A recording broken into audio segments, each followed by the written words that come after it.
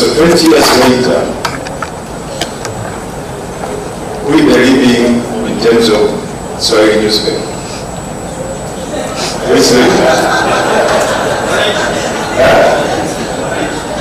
No, sijifagili na it's wananchi. Telecom, Vodacom. 20 years ago, cloud media was just starting. Where are they today? At the top. 20 years ago, tulikuwa na mtu anaitwa Miaka. You are here at the top. So when you look at the last 20 years, where we are today, we are looking at the coming in of social media, and as we speak, according to that report, they say we have about 4.5 million social media users in Tanzania. They also say internet penetration. We have about people using internet. So what does that present to us? It presents an opportunity which now bring me to the essence of me being here today. I was asked to look at what are the interdependencies between telecom, Vodacom for that matter, and the media.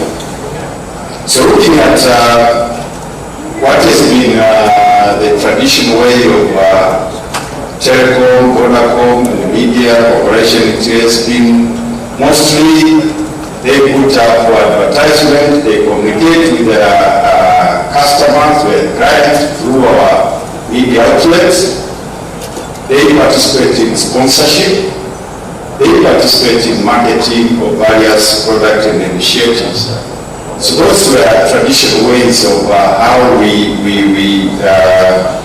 depend on each other. On the other hand, we have audiences. So the audience is what Vodacom or telecoms are looking for to send their messages. As fast forward, we have M-Pesa. Now it starts changing the dynamics. You improve lives through M-Pesa. As we speak today, I'm told the transactions that go through M-Pesa in a year is about 1 billion shillings. Is it shillings or?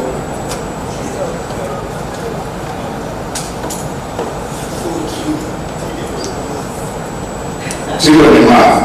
So this 1 billion I was given was in dollars. I'm used to shillings there. So my apology there. And we've seen Vodacom participating in the media space. For instance, from the company, at the company I come from, we were the first to start SMS breaking news, partnering with Vodacom. That was about 7 years ago. So you see the interdependence has moved from just putting advertisement or just promoting their product, but also helping us to transact, helping us to deliver our content in a more meaningful and easier way. So as we speak today, from the media, the development, the advancement of telecom has enabled us to do our job much, much easier. Today we collect news using our phones. We have groups for WhatsApp where we get pictures, we get content very quickly. We are creating abilities to process this information and even disseminate it. So I'm looking at my young brother Edwin from M-Paper. When he came to us 5 years ago with a proposal to package our paper in an e-paper platform, we are looking at him like, let's give it a try. But here we are today, the circumstances are forcing us to actually venture seriously into that kind of disseminating our content. And we wouldn't be able to do it without having telecoms and having Vodacom being part and parcel of our production processes, but also our dissemination. So that's the past. What is in the future? I think we have a huge opportunity ahead of us, and hence the slogan, the future is exciting. So we've seen a lot of development in the telecom sector, and what will remain constant is people continue demanding information. Information they can use to make decisions. Information which will give them opportunities. So how are we gearing ourselves to be able to use the advancement coming from telecom, coming from Vodacom, for us to be able to process, first mine this data, process that data, do the analytics, and find better ways of delivering our products. The buzzword nowadays is disruption. And through disruption, while we are complaining about social media disruption for mainstream media, we need maybe to learn from Vodacom. How did Vodacom disrupt the banking sector? Financial inclusion was very low. Come M-Pesa, every person with a telephone or other smartphone is able to transact from rural Tanzania to urban Tanzania. So they disrupted the status quo in the banking sector by bringing this user-friendly, easier to use wherever you are, you transact, and that's how they made their fortune, so to speak. So we're looking at also at Miaka coming with the disruption. Us from the mainstream media, we are used to believing that we are the king of the media, so we'll give you what we think you want. Miaka comes, disrupt that, and they aggregate content, make it easier to reach for everyone in Tanzania, outside Tanzania. And where is it today? It's the first African media to reach 1 billion page users. So these are some of the learnings we see if we embrace technology, which comes from telecom advancement, and the media stand a chance of now making a quick stride, not to wait for another 20 years, but maybe you can do it in a very short period of time. So my take is, us from the media, our business is not news. Our business is content. Content can be music, content can be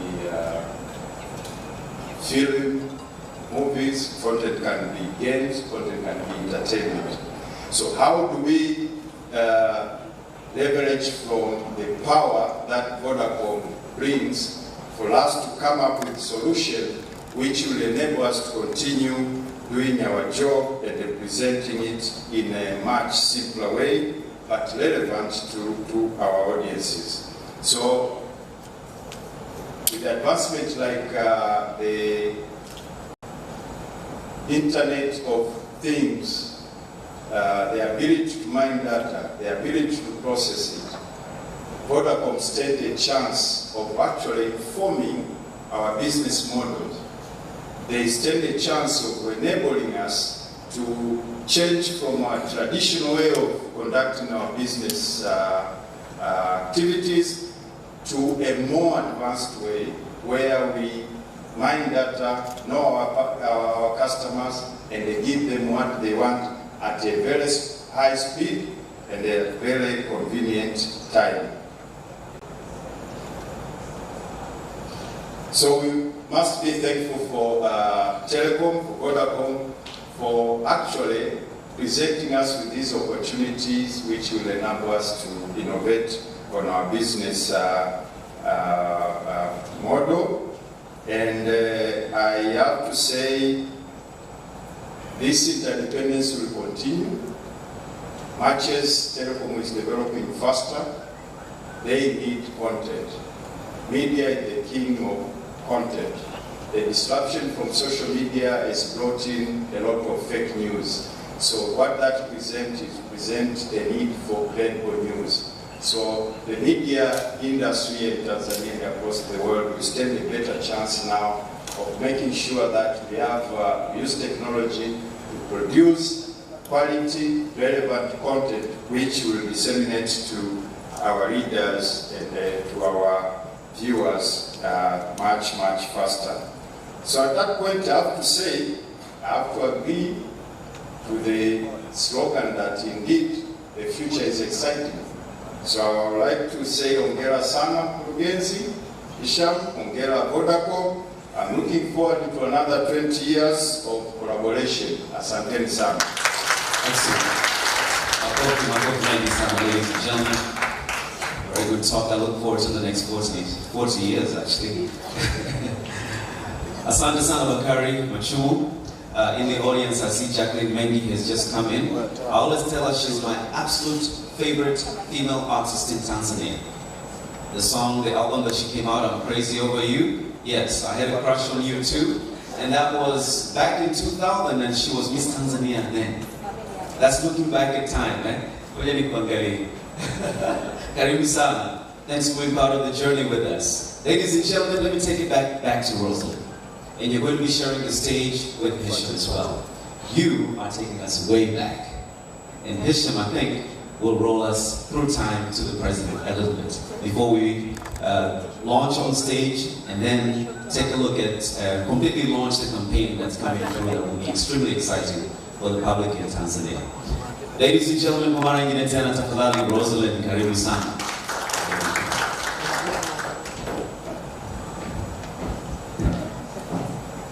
Thank you very much, Taji.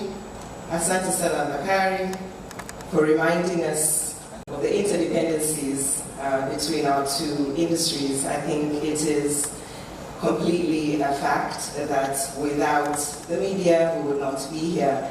Na ni kweli unasema kuhusu disruption. Disruption is the souls of our times, the times that we live in today. You spoke how Majira, miaka hiyo 20 iliyopita, ndio walikuwa on top. Leo hii ni wananchi. Vodacom kama ambavyo tumesikia, walikuwa ni Mobitel vile. Sasa hivi tuko Vodacom. Kwa hivyo transformation, disruption is key. And today I want to, at this point in time, take you back a bit and remind you of how things were and how things have been disrupted. Thanks to innovation, thanks to technology, thanks to mobility. Nadhani wengi wetu tunakumbuka hivi vibahashi. Ilikuwa wakati niko shule, boarding school, unasubiri Jumamosi, siku ambayo tunapeana barua.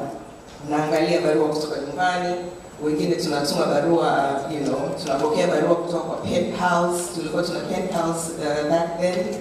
Na then siku hizi tukawaambia watoto wetu kuhusu pen pals, they wouldn't know what we're talking about. But this was our reality. Back in the days, tulikuwa na bahasha, tunasubiri posta.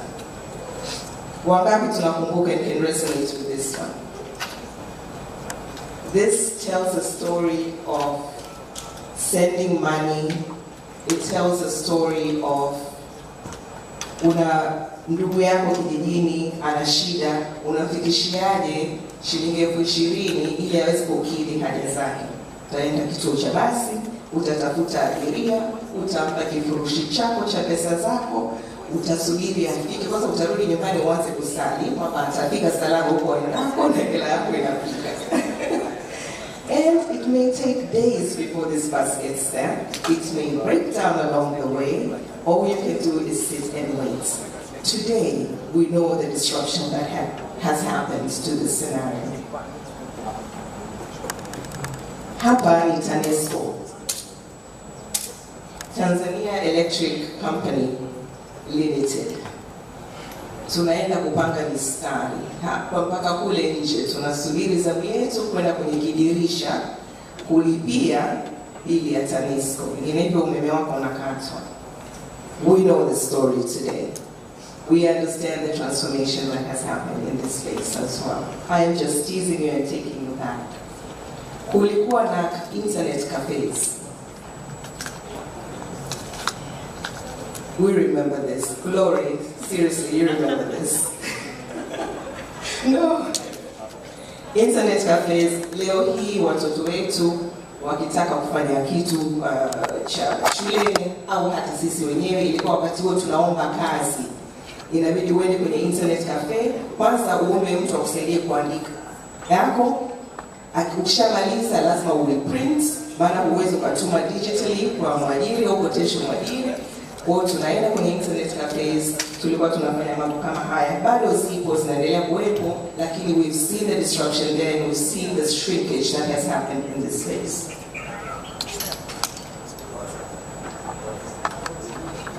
But now, live with mobile phones, as you are all living in this space, mama yuko sokoni, anauza nyanya zake, vitunguu vyake, anapata miamala yake kwenye simu, ni papo hapo, akishamaliza siku yake imefungwa, anaenda nyumbani na hela ambayo ameiweka kwenye simu yake, anaweza akaingiza kwenye kibubu chake immediately. Kama huyo mama yupo kwenye vikoba, yupo kwenye nini, anaweza akatransact haraka sana. Ukiwa na chochote kinahitajika nyumbani, anatuma haraka, ujumbe unakuja, anatuma hela. Kama ni mtoto anahitaji kwenda hospitali, mambo yanaenda bila disruption. In the commerce space, going into maeneo kama haya ambapo unakutana na wavuvi. Kwanza yuko huko baharini, maana tuna mitandao mpaka baharini. Yuko baharini, ana uwezo, amerudi na mzigo wake, anamtafuta mchuuzi wake kwenye simu, mzigo umefika, leo nina changu wawili, sato wangapi. Everything is done on the phone while he is still on his boat. He has not disembarked, and he's able to do commerce from the comfort of his office. This is his office. Similarly, in the space of EdTech, we have seen the transformations that have happened in that space. We know that today, Namona Bruno yuko hapa with that whole community of developers, there's a lot of development that has happened in terms of applications where children can now learn quite easily. Anapata maudhui yake kwenye internet bila shida kabisa. Anaweza kusoma na wenzake na kujadiliana na wenzake kupitia simu yake ya mkononi. All this has been made possible because of the transformation that Bakari spoke of. In a nutshell, my job here is to tease you into the next phase, which is going to be welcoming Hisham to the stage to come and take us through the journey. But before he does come up here, I just want to introduce this word map to you so that you can see the extent to which mobility today, telephony today, communications today has impacted and imparted a lot of these benefits onto our lives. We are now doing commerce through mobility. There are services that are continuously being rolled out on our platforms. Products, revolutionary products and services ambazo zinatokana na sisi na partnerships zetu, location-based services, right? Umetoka mahali, unataka kwenda kula, haujui uingie wapi, ni sehemu ambayo labda umevisit for the first time. You go onto your phone, you're able to update your location, ukauliza swali kwenye Google, restaurants ya Kiswahili hapa iko mahali gani, ama Indian restaurant. You can do that very quickly at the snap of a finger on your phone. All this is possible because of the transformation, because of the disruption that this industry has seen, and the journey specifically in Tanzania, where we have seen Vodacom taking us to this stage. Taji, join me in welcoming the Managing Director of Vodacom Tanzania to come and speak to us about the journey that we have taken so far. Ladies and gentlemen, Hisham Hendi. Thank you very much. Habari za subuhi, everyone. Good morning, good morning. It's great to see all of you today. Great to see very familiar faces around. Allow me first to thank you all for being with us today. It's an amazing day for all of us as a company, partners, and we've been looking forward to this event for a few months back, but unfortunately we couldn't do it due to different reasons. Here we are today, very excited, very energized as a company to come and celebrate with all of you. Ladies and gentlemen, thank you very much again. All our guests today, media houses, all our partners. Bakari, thank you very much for being with us today, and thanks for an amazing speech. You brought back a lot of memories as well. Just to give you a bit of background about me, I'm from Egypt, and I've been with Vodacom for 17 years, and it's interesting, we launched in Egypt 1 year just before Tanzania launched, and last year they celebrated also 20 years. And when I was looking at the event videos, I was here in Tanzania and I wanted to be there. I was like, oh, I would love to be there, also celebrating, but I said, like, that's okay, I can wait 1 more year and celebrate in Tanzania. But it's interesting what Osman was just saying right now, and looking at the pictures, and I was thinking, if I would see the same picture back home in Egypt, what would I say? And in reality, that picture here with the electricity company, Tanesco, we still have it until today. And it's unfortunate. And this shows you how much Tanzania is way ahead on a lot of countries around the world, just because one amazing product that has evolved and revolutionized Tanzania and impacted people's lives, which is M-Pesa. If I look at that cafe, had a very nice word which is said, your gate to the world. Amazing, right? And today, in fact, instead of having a block full of concrete which says your gate to the world, that is your gate to the world today. 100%, all of us, this is your gate to the world. Not only, like, it gets you everything, right? I mean, it's amazing how have we evolved. So it's a true moment for all of us today to celebrate how far we've got from where we were 20 years back and where are we today.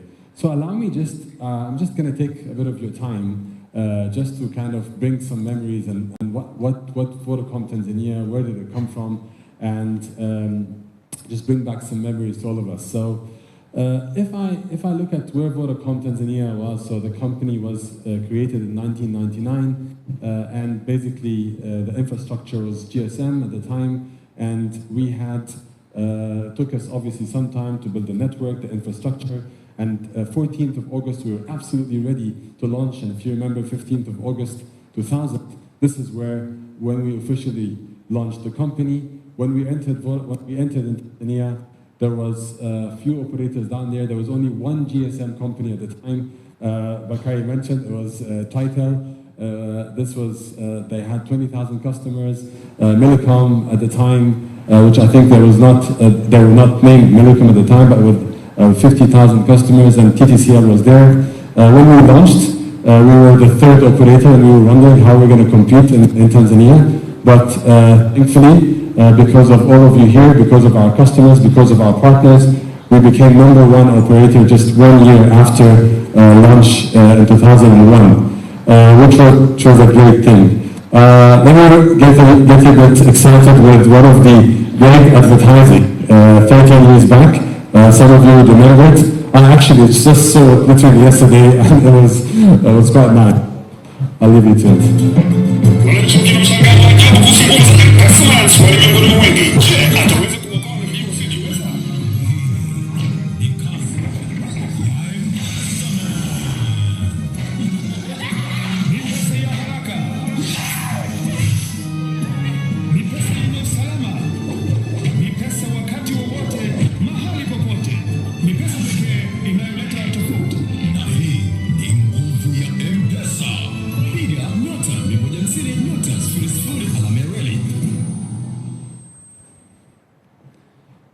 Super cool, because we've just launched our mobile app, relaunched it a few days back, and today we would have done the same, wouldn't have that USD code, would have had the mobile app.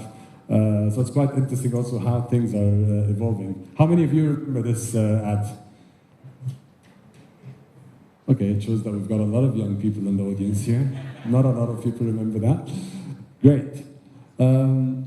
So if you remember the brand evolution in Vodacom Tanzania, we had was blue and green at the time, and our slogan was Tanzania's leading cellular network, and it was quite interesting how until today, if you go to some of our warehouses, some of our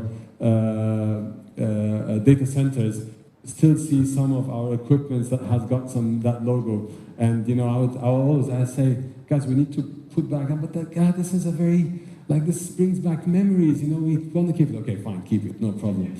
So a lot of people still, it brings a lot of memories.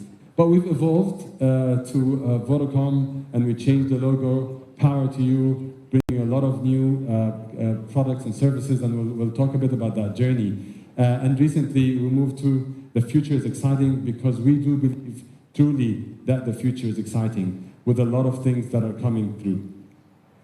So if I look at really the key milestones in Tanzania and what happened in the last 20 years, when we launched in 2000, there was voice, SMS, and fax, and very, very basic services. And then we had around 300,000 customers in 2002. If I look at 2006, we had the first foundation was started in Tanzania, and we were pretty much one of the first corporate foundations to launch as Vodacom Tanzania Foundation. 2007 is the time where a lot of things has transformed in the company and the country, where we started introducing data services. And this is where a lot of new things have brought up into the country with new and smartphone and applications. In 2008, the data was fully launched in Tanzania, but not only that, the big revolutionary product, which was M-Pesa, was launched in 2008. And this is one of the things that we're also looking forward to celebrate another 20 years with M-Pesa. So M-Pesa launched in 2008 with a lot of products in there, and pretty much what you've seen in the advertising was all about peer-to-peer, and we'll talk a bit about what kind of services do we have today. Few years back, 4 years back, 2016, we had our 4G launch, and we were the first to actually launch across the different regions across the country, and we've got a bigger number of sites in the country in 2016. And recently, in 2017, we were the only listed company in Tanzania. Until today, we were the first telecom company that listed at the Dar es Salaam Stock Exchange. 2020, 15 million customers. Here we are today with still maintaining our #1 position as the leading telecommunication company in both mobile and M-Pesa. A lot of people are asking us, so what is it just about selling your data, M-Pesa, and so on? What is the real impact that we do on across the country, and what is the true impact on our customers? And if you look here, we say that we've extended our network into different coverage across the country. It's not only 2G, 3G, 4G. Today, we are covering almost over 90% of the country can communicate easily across Tanzania. Across the Tanzania today, there's internet coverage, which means that the gate to your world is available in 60% across Tanzania. And we continuously enhance our speed with more 4G coverage, and our promise is to keep up the pace with enhancing our network by providing more coverage on 4G, and hopefully very soon you will see 5G from us as well. We keep putting more and more effort in ensuring that our customers are happy, but truly not only our customers, but there is a lot of indirect impact that we give today across the country from our employees. Let's have a look at really how many employees we've got today in the companies. Over 500 employees that we've got today in Vodacom Tanzania. And not only that, if you look at how much we've invested into our employees since we have first started, over 59 billion shillings of investments in trainings and development across the company. If I look at today where we are, they've received different leadership programs, and that's across the senior management as well. Today, if you look at how many people are working indirectly with Vodacom Tanzania, it's over 120,000 people working across Tanzania, from wakalas, agents, freelancers that are selling our products, our retailers. So truly a significant impact across the labor force in Tanzania. If I look at the true impact on our community, so if we talked about customers, we talked about our labor force, but what is the impact on the community across the country? If I look at that today, 350 billion were spent across our suppliers and our partners in Tanzania, and you are one of them. And again, we believe in these partnerships. We believe these are consistent investments that deliver the right return to the country and company. Over 12 billion shillings has been invested in expenditures in 2014, over 2.8 million people around the country, which is a significant number which, that we believe is giving a huge impact to our community. Today, if I look at our contribution to the government when it comes to taxes, last year only we paid over 400 billion shillings in terms of tax returns and the licenses, and previously as well in total for the 2 years would be around 1.1 trillion shillings in terms of government contribution. Today, if we look at the only listed company, we listed in the company and we've got over 50,000 individuals that are shareholders of Vodacom Tanzania shares, which is great because it shows that today Vodacom Tanzania is not only owned by few shareholders, but it is open to the public and the public can be part of this company. Something that we're extremely proud of, something we're every year in our annual general meeting, our AGM, which is coming up towards the end of the year, we meet with our shareholders, we discuss with them the progress of the company, keeps them engaged. They are very excited about the progress and where we are today. Let me just give you a quick, we talked about our M-Pesa. We all in the company love M-Pesa, we all enjoy working for the company because of that amazing financial revolutionary project. And we look at the last years of 12 years of driving financial inclusion. When we first launched in 2008, there was a lot of, it was about peer-to-peer, sending money from one person to the other, and then we started introducing companies and organizations where they could actually start using M-Pesa. In 2013, 2015, banks and utilities, similar to what we were just talking about, TANESCO, started enjoying all these kind of services, and we continue investment in our platform. Millions of dollars has been invested to ensure the reliability and the credibility of the company, of the platform. In 2016 to 2019, we introduced savings, loans through our Empower products. And not only that, we continuously evolving in ensuring that customers are using all our financial services. This year in 2020, we continue driving more different payments. We have introduced our merchant payments, so across the country, if you go around supermarkets, if you go across different shops, you can actually buy via M-Pesa through our mobile app. We introduced QR codes. It's a significant product that we believe will continue evolving the mobile payments in Tanzania, and we're very proud of that technology today because it makes it easier, safer, and more credible to all individuals and organizations using the merchant payments. Today, if we look at M-Pesa, very quickly, we thought, let's just show you where we are, what we've reached. We have over 10 million active customers across Tanzania only that are using M-Pesa. We've got 16,000 merchants today that are processing over 4 billion daily, which is a significant amount compared to where it was today.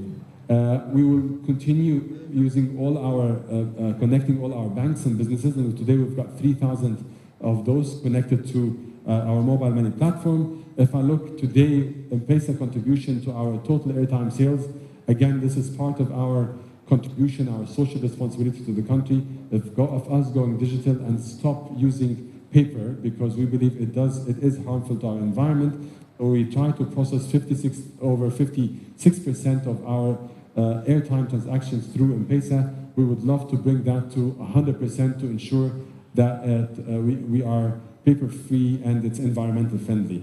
Very important to mention that today we have over 113,000 wakalas across the countries that are transacting across Tanzania.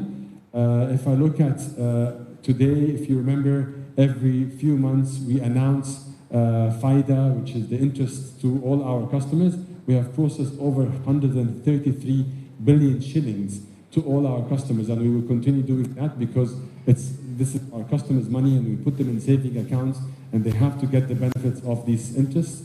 Over 1 billion transactions, to your point, Bakari, it was 1 billion transactions a year, which is equivalent towards 37% of the country's GDP is being transacted via M-Pesa. Truly a significant revolution across the country. So a big round of applause, please, to all our M-Pesa teams and all of you that contributed to this great achievement. Today, if I look every single day, there is a good 1 hour being spent over M-Pesa, whether it's loans, whether it's transactions, whether it's peer-to-peer, whether it's customers does not have the exact amount of money, and we introduced Songesha to them, so on the spot they can actually pay the amount. So it's an amazing product that continues to revolutionize, and we put the investment behind it.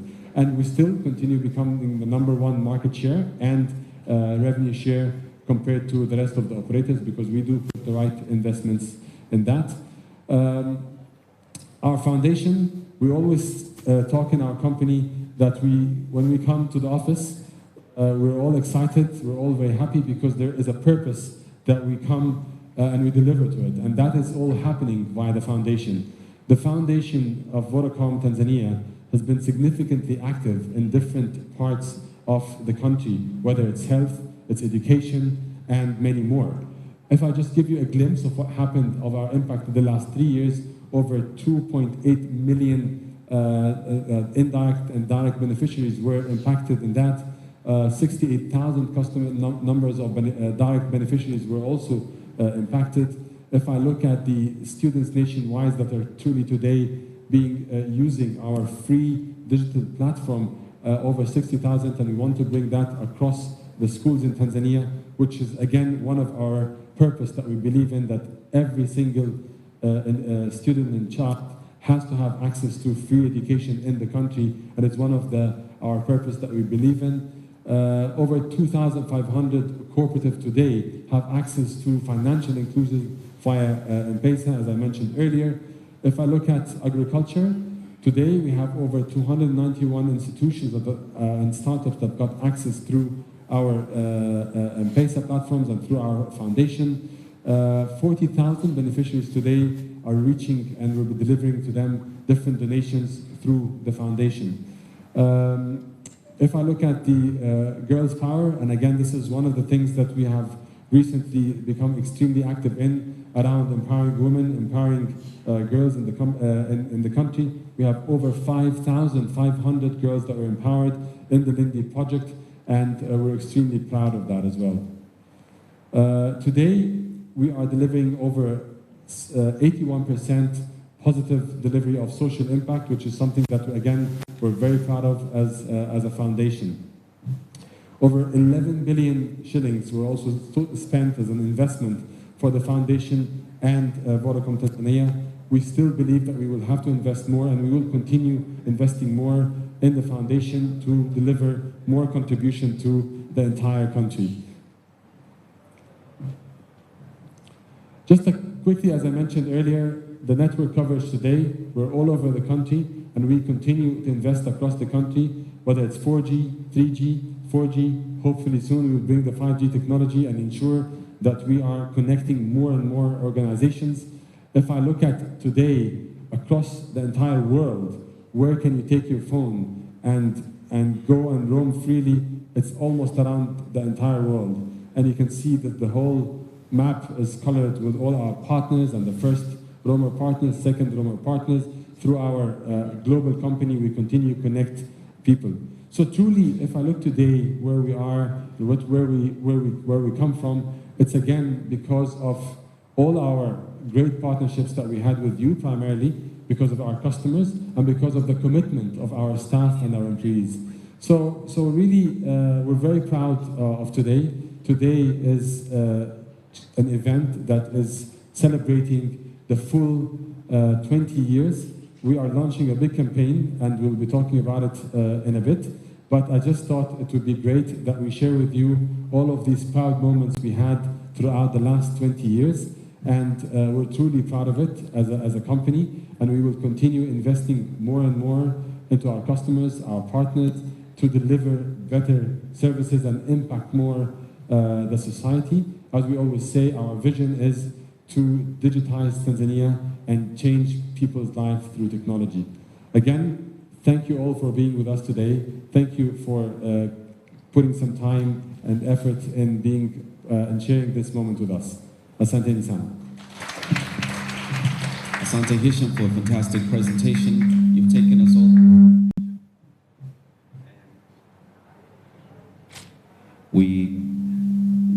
I'll take you back to your seat as we watch a video that will complement your presentation. And then I'll welcome you back up on stage once again. Ladies and gentlemen, our eyes on the screens. Miaka 20 ya kukuhudumia na kukufungulia milango ya fursa zenye ubora wa kipekee si michache. Tulipata tabasamu pale tulipoona maisha yako yanabadilika, huku milango yetu ya huduma ikiwa wazi saa 24 kutatua changamoto zako. Tumesikia yako tukijivunia kuona ukituma na kupokea pesa Tanzania na duniani kote kwa urahisi na usalama kupitia M-Pesa. Tunajivunia zaidi vifurushi vyenye ubunifu na miradi inayolenga kumweka Mtanzania kwenye ramani na kuhakikisha anakwenda sawa na dunia ya kiteknolojia. Katika miaka hii 20 tuliyokuwa pamoja, tulikuwa tunajenga msingi. Sasa kwa pamoja tuyajenge yajayo na kuufungua ulimwengu zaidi, ukiwa na mtandao super unaokuweka sawa na dunia ya sasa. Yajayo yanafurahisha. Uko tayari? Vodacom.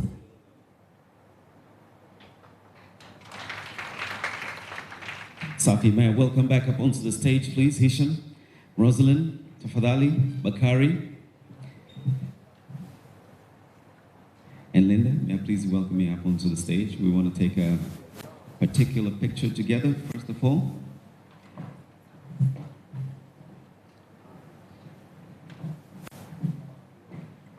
These are our main speakers on the stage at the moment, and I'll definitely welcome others up onto the stage. Mabibi na bwana, tumekuja kushuhudia uzinduzi wa kampeni ya miaka 20 ya Vodacom na kurejea historia ya Vodacom. Tumetoka mbali, hatua kwa hatua pamoja, tunasonga mbele na tunajenga ulimwengu wa teknolojia pamoja. Pamoja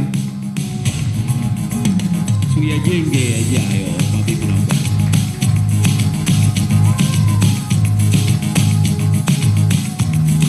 Congratulations, Vodacom, for 20 years.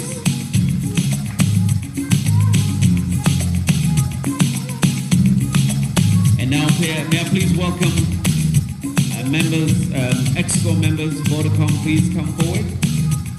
Join the picture. Agapinis Tax, Andrew Lupembe, Athmani Mlinga,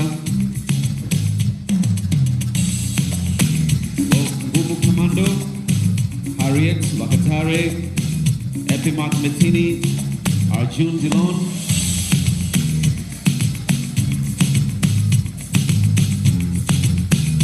mabibi na bwana, makofi mengi sana kwa ExCo. Kazi kubwa sana ambao wamefanya kwa pamoja.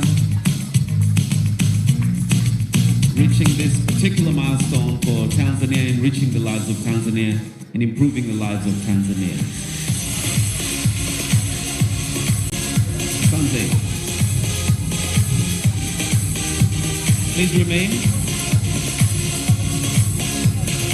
Vodacom staff, please come forward.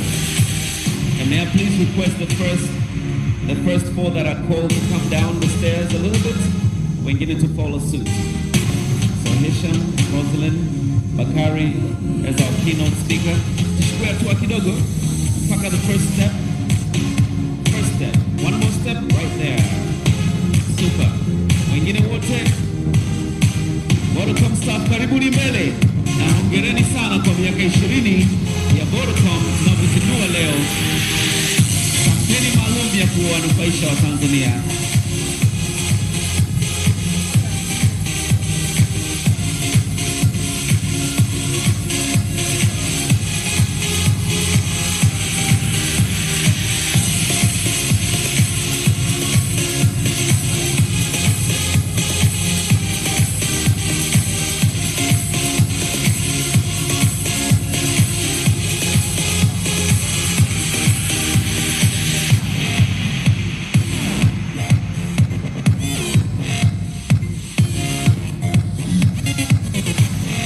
Is everybody in the picture? Tumewapata wote kweli? Nawaona staff wa Vodacom wengine hamjatokea kwenye picha, naomba mje mbele tafadhali. And so nitaomba kwa mara nyingine tena Hisham, Rosalind and everyone, could we take a step further down? Moja, ili tupate nafasi kwa wengine. Let's join in.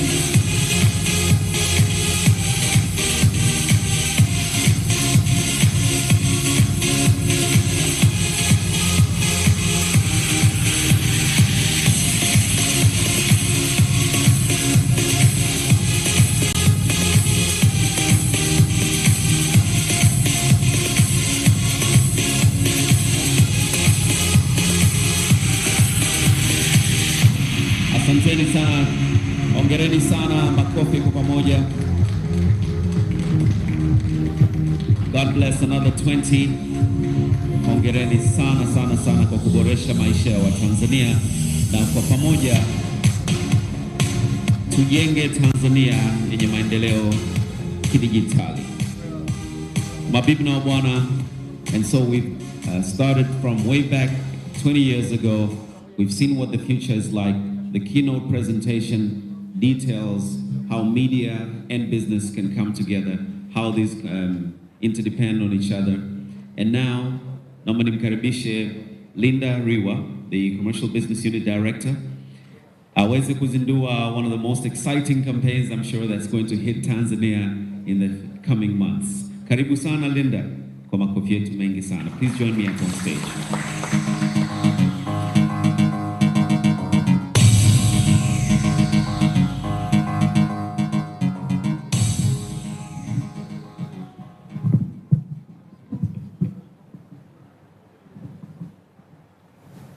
Asante sana.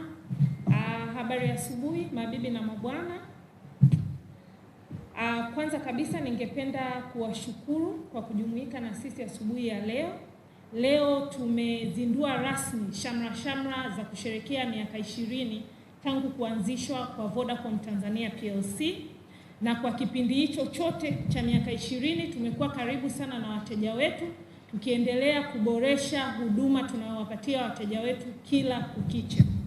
Na kwa miaka 20 hiyo tumeona mabadiliko makubwa sana ambayo Vodacom imeleta hapa Tanzania.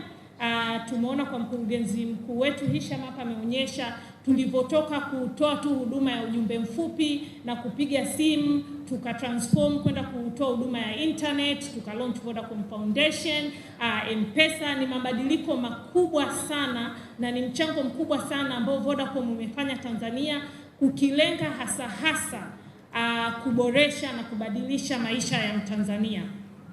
So ningependa kutumia nafasi hii kwanza kabisa kuwashukuru wateja wetu wote ambao wamekuwa na sisi kwa miaka 20 yote. Kwa hiyo sherehe hizi hatuzisherekei tu hapa, tutakuwa mikoani kote tukiwa na wateja wetu katika mikoa tofauti tukisherehekea nao miaka 20 ya mafanikio ya Vodacom. Kampeni hii ya pamoja tuyajenge yajayo, kwanza kabisa inalenga kuonyesha mabadiliko ambayo yameletwa na Vodacom kupitia teknolojia. Mbali na hicho, kampeni hii pia inaendelea kuonyesha ni namna gani teknolojia bado inaweza ikabadilisha zaidi maisha ya Watanzania. Na hivyo tunasema pamoja tuyajenge yajayo, hatua kwa hatua, pamoja tusonge mbele na tujenge ulimwengu wa teknolojia pamoja. So napenda tu kusema kwamba tumefanya mengi kuboresha maisha ya Mtanzania kwa miaka 20 sasa, na tunajivunia miaka 20 ambayo Vodacom imeweka alama kubwa sana Tanzania. Kwa hiyo yajayo yanafurahisha, sisi tuko tayari. Je, uko tayari? Asante sana.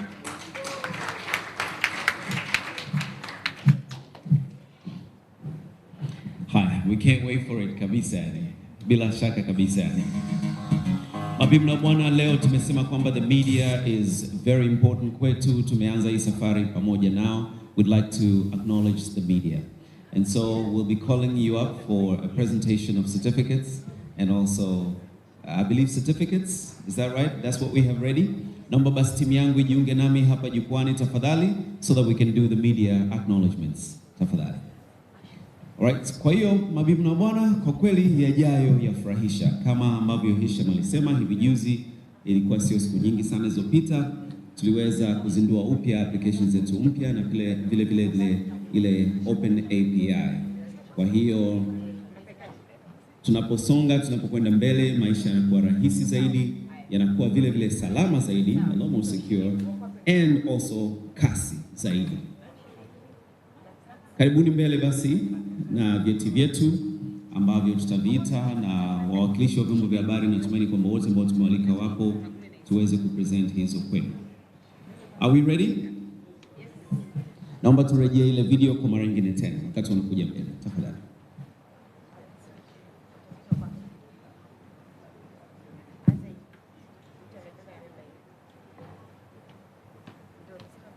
Miaka 20 ya kukuhudumia na kukufungulia milango ya fursa zenye ubora wa kipekee si michache. Tulipata tabasamu pale tulipoona maisha yako yanabadilika, huku milango yetu ya huduma ikiwa wazi saa 24 kutatua changamoto zako. Tumesimama pembeni yako tukijivunia kuona ukituma na kupokea pesa Tanzania na duniani kote kwa urahisi na usalama kupitia M-Pesa. Tunajivunia zaidi vifurushi vyenye ubunifu na miradi inayolenga kumweka Mtanzania kwenye ramani na kuhakikisha anakwenda sawa na dunia ya kiteknolojia. Katika miaka hii 20 tulikuwa tunajenga msingi. Sasa kwa pamoja tuyajenge yajayo na kuufungua ulimwengu zaidi, ukiwa na mtandao super unaokuweka sawa na dunia ya sasa.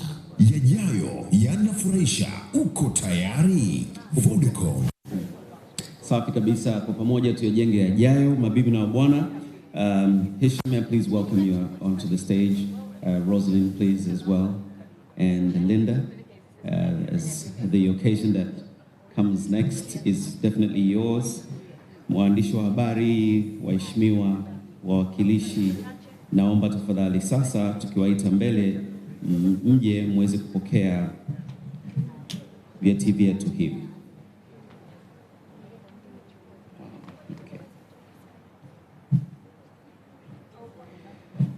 Kwanza kabisa naomba nimkaribishe mwakilishi, bila shaka ambaye tumemwona hapa jukwani, our keynote address kutoka kwa Bakari Machumu, Acting MD, Mwananchi Communications Limited. Makofi mengi sana mabibi na bwana.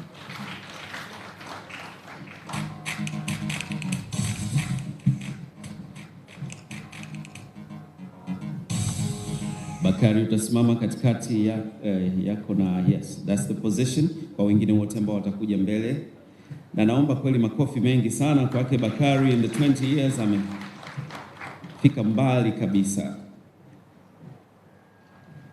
Picture is taken. The Guardian Limited, tafadhali. Heshima kwa The Guardian Limited, naomba mwakilishi tafadhali. The Guardian.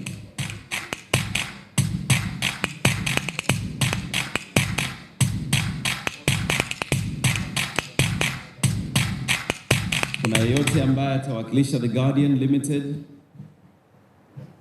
IPP?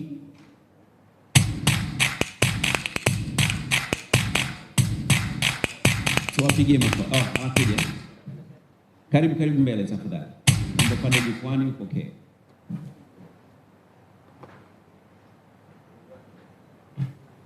Wakati tunapata picha ya The Guardian, bila shaka tunaweka vifaa chini ili tuweze kuja juu. New Habari 2006 Limited. Naomba tuwapigie makofi nao. New Habari.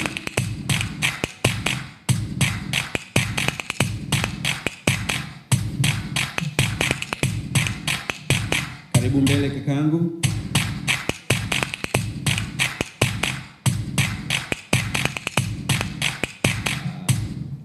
Okay, sijapata mwakilishi.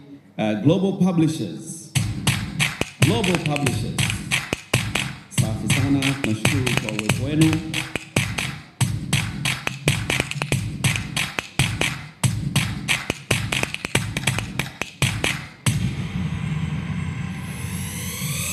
Naomba upate picha nzuri. Simama pembeni ya Hisham kwa upande wake wa kushoto ama kulia kwako. Channel 10 Magic FM. Channel 10 Magic FM.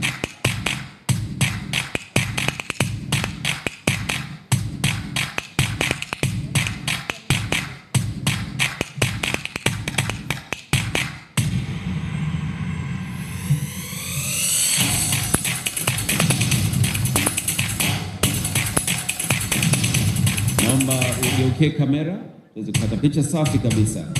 East Africa TV, East Africa Radio. EA TV, EA Radio.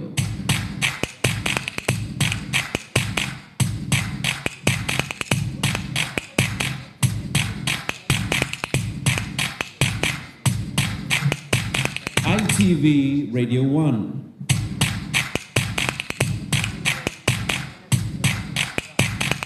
Nadhani ITV Radio 1. Mwakilishi huko, safi.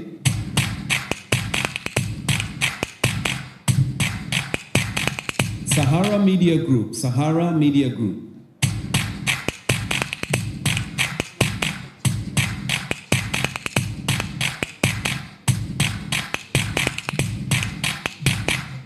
Hivi ni vyeti vya kutambua ushirikiano mzuri kati ya Vodacom na vyombo vya habari.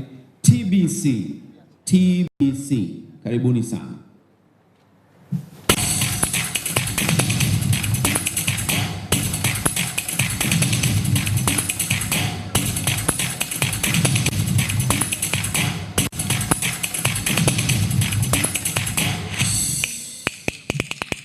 Njia imekuwa ndefu kidogo, karibuni sana mbele. Alright, TBC.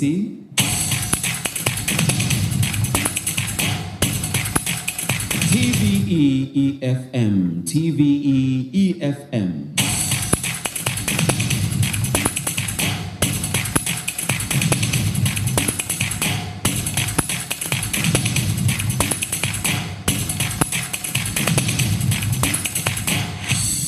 Michuzi Blog, Michuzi Blog.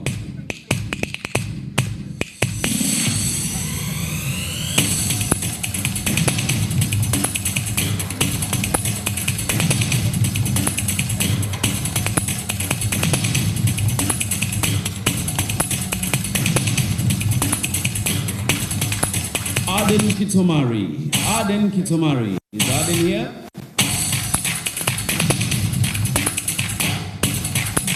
Aden Kitomari anaandika masuala ya biashara. All right. Makofi kwake tafadhali. Naomba makofi. Aden Kitomari. Mwanaharakati mzalendo. Mwanaharakati mzalendo.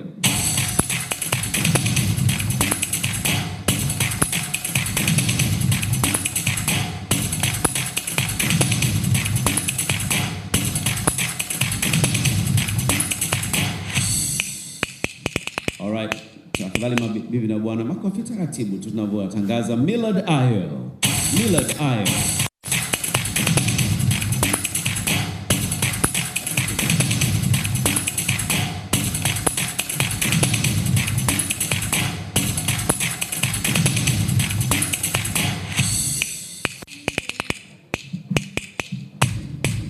Okay. Baadhi yetu hatupo, kwa tutakwenda taratibu kidogo. Wasafi Media. Wasafi Media.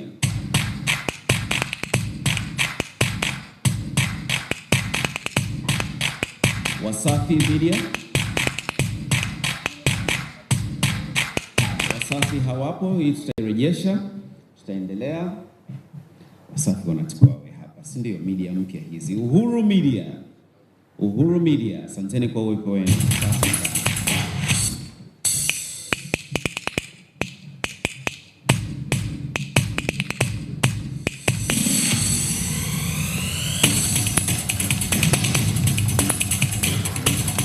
The BBC. BBC. Kuna mwakilishi wa BBC. Tuendelee na muziki kidogo wakati mimi naendelea kutangaza. Clouds Media Group. Clouds Media Group.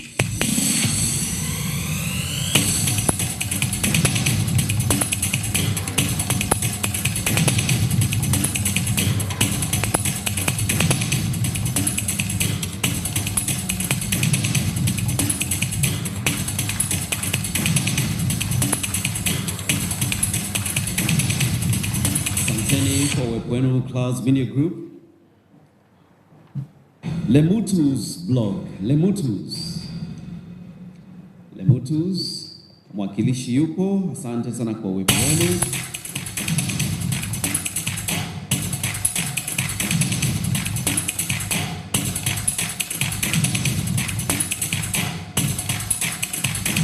Azam Media, tafadhali mwakilishi.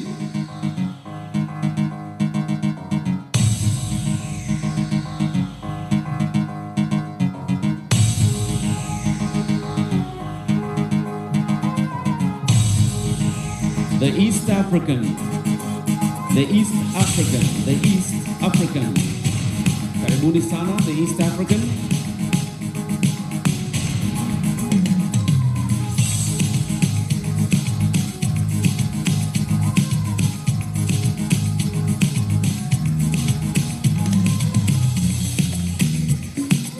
The East African how? Extra time limited. Extra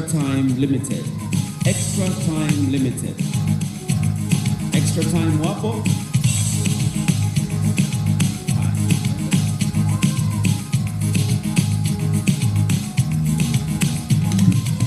Zephona Cell Line Limited. Zephona Cell Lines Limited.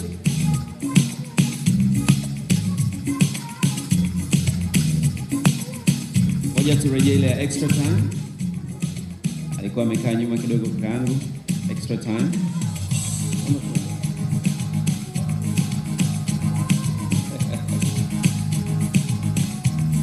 Zephona Cell Lines Limited.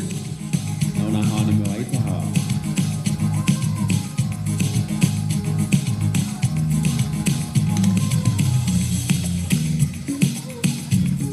Na mtuwapigie makofi basi vyombo vyetu vyote vya habari. Asanteni sana na washukuru sana, naomba niwarejeshe mketi.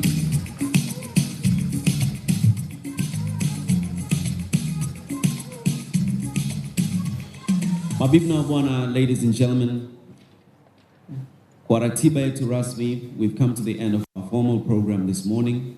So we've taken a look back in time, tumerejea nyuma miaka 20. Tumeangalia hali ilivyokuwa zamani na disruption ambayo imeweza kujitokeza kupitia keynote address yake Bakari Machumu, acting MD Wananchi Communications. Tungependa kukushukuru sana kwa mara nyingine tena.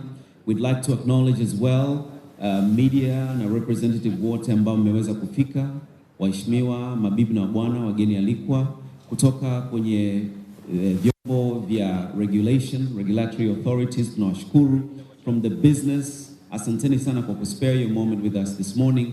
The event is over hapa jukwani. It's over here on stage. But we continue with our networking. And so we welcome you for a cup of tea. Tukutane pamoja, tuchangamane, tuendelee kupongezana na tukumbuke kwamba kwa pamoja tuyajenge yajayo. Mabibi na mabwana, je, tupo tayari? Naomba nisikie, tupo tayari? Hakika kabisa tupo tayari. Yajayo yanafurahisha. Imekuwa ni furaha kubwa sana kuendesha shughuli hii ya miaka 20 ya Vodacom Tanzania. Karibuni sana mabibi na bwana, tuendelee kushikamana kwa pamoja hatua kwa hatua. Thank you very much, ladies and gentlemen. May I please now welcome you to tea and a networking session. I believe we might also be able to take a couple of pictures before we move to tea. Mabibi na bwana, kwa kupiga picha naomba tafadhali mbaki kidogo tuweze kupata picha. Haswa na wawakilishi wa vyombo vya habari wote ambao mlikuwa mmejitokeza. And so may I please call for a photo moment with the exco, Hisham, please. And may I welcome you back again with the battery of the press representatives that came through today. Labda ukiweza kuja pia na cheti chako ama tuzo ambayo umeipokea, itakuwa ni vizuri zaidi. So may I please take you back up, and I think we'll do the first step once again so we can have a lot more space at the top. Bakari, please join us. Linda and Rosalind, ambao ni nasi kwenye picha hii. And please, if there's any member of the expo that you feel needs to join you, please call. Waandishi wa habari, naomba tujiunge katika picha hii tafadhali. Ili kwa heshima yenu kwa hii picha kabla ya kipindi cha.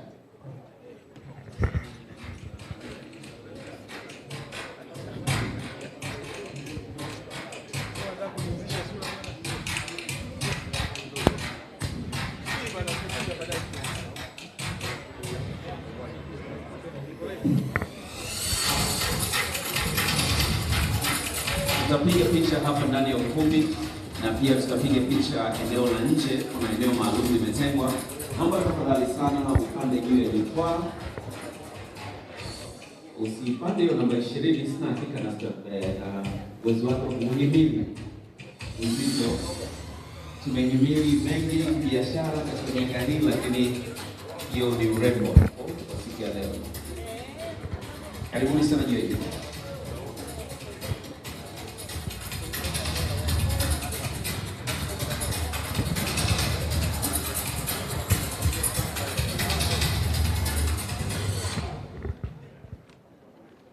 Kama kawaida yangu, sikupoteza muda wowote, nimeshapandisha kwenye social media, kwenye Instagram yangu.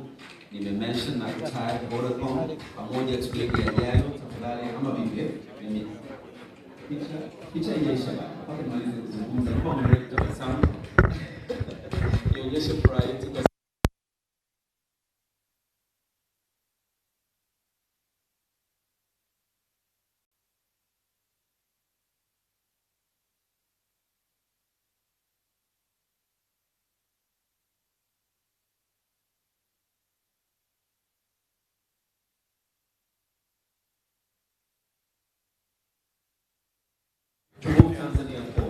Karibuni cha. Naam, karibuni sana. Naomba turejelee ile video kwa mara nyingine tena. Safi. Naam, mtazamaji wa Mwananchi Digital, leo ni siku ya tarehe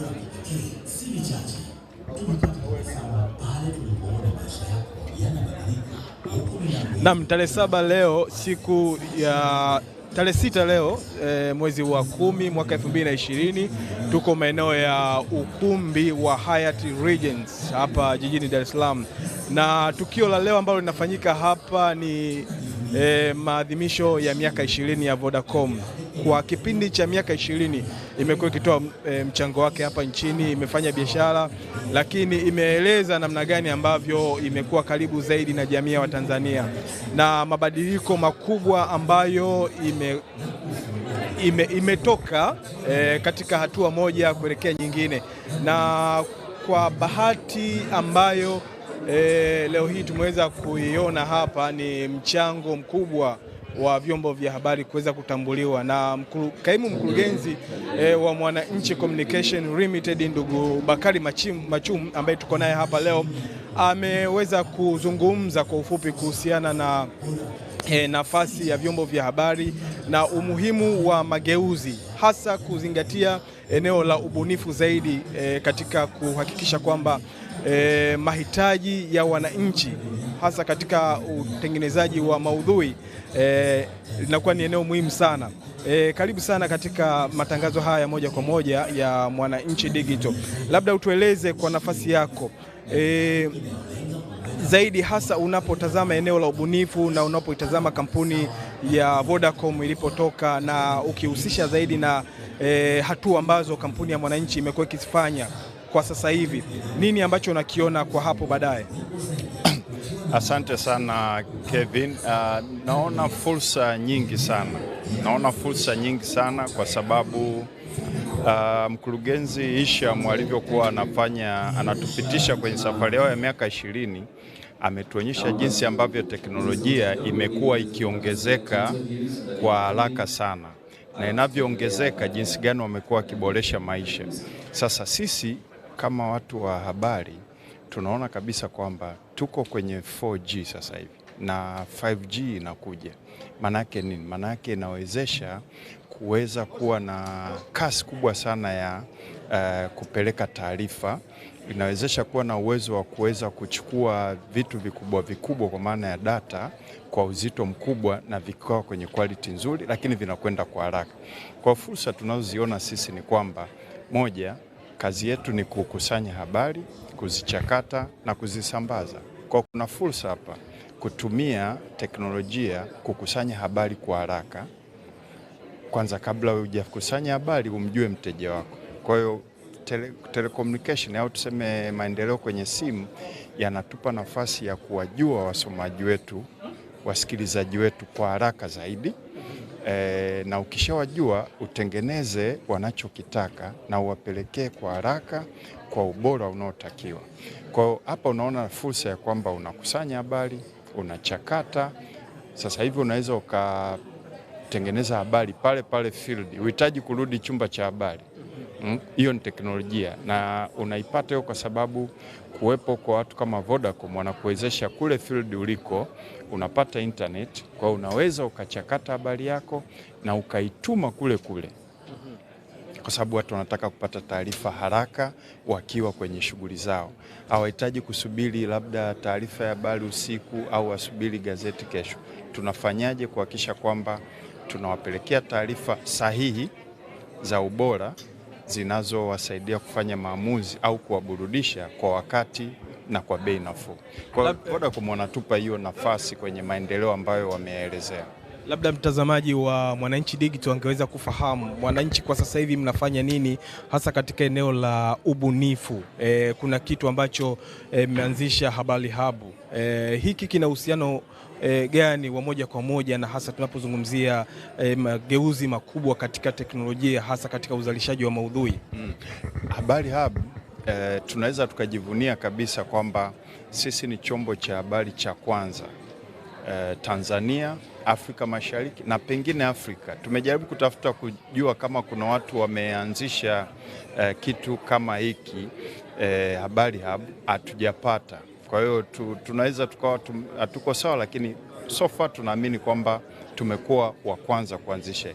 Habari Hub shughuli yake nini? Habari Hub ni sehemu ambapo tunakwenda kuwaleta wabunifu wa Kitanzania, vijana wenye mawazo ambayo ya kuweza kuleta mabadiliko katika namna ambavyo watu wanapata taarifa, namna ambavyo watu wanasambaziwa taarifa au namna ambavyo tunakusanya habari. Kwa hiyo tunawaleta pale kwenye ile incubation center yetu, wanakuja na wazo.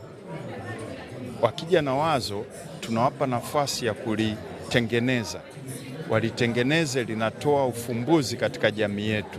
Alafu tunawaruhusu wakue, na wakikua maana yake wao wanaanza sasa kuweka zile ndoto zao katika uhalisia.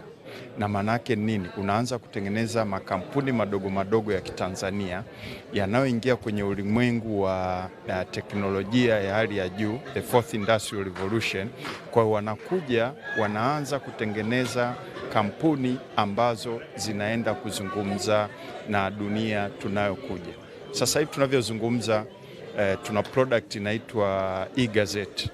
E-gazette imetengenezwa na washirika wetu jana, wameanza tu juzi, Dow Technologies.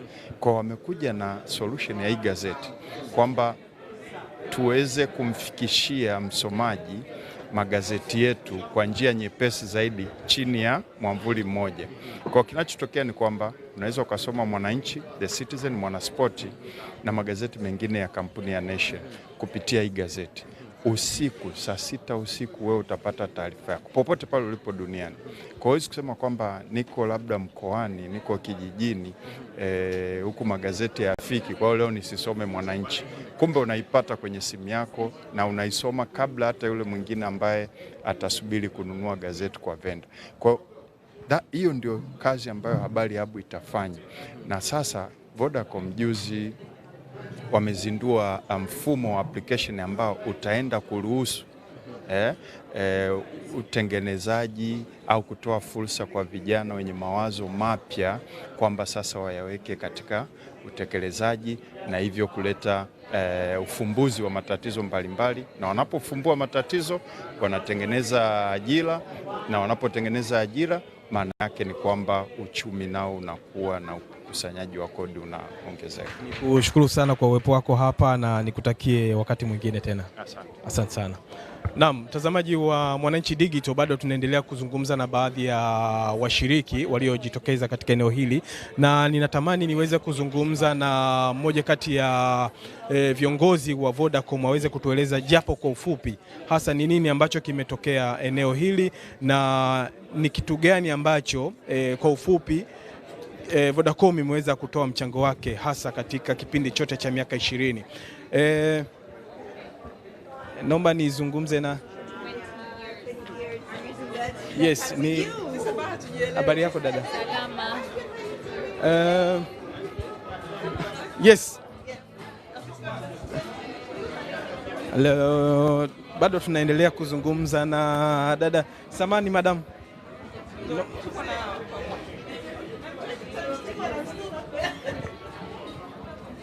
Yes. Okay. Yeah.